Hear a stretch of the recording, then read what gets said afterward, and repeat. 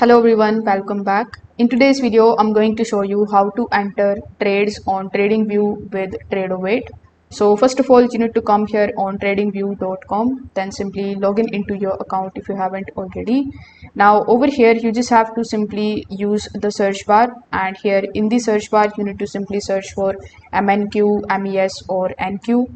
So after searching for it, when you are able to find its chart, you just have to simply launch it, and when the chart is in front of you, you just have to simply connect your Tradovate account with it. So over here you are going to see the trade option on the top right hand corner. So simply click on that, then search for Tradovate and then connect your Tradovate account with it. Now when this is done, the buy and the sells option will be activated here on TradingView, as you can see here on the top. So as per your trading analysis, you just have to simply place the buy and the sell orders here. For that, you can just hover over to the Tradovate section.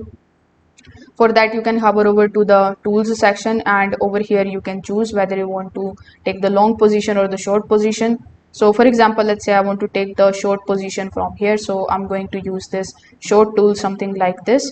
And now I'm just going to click on the option of sell.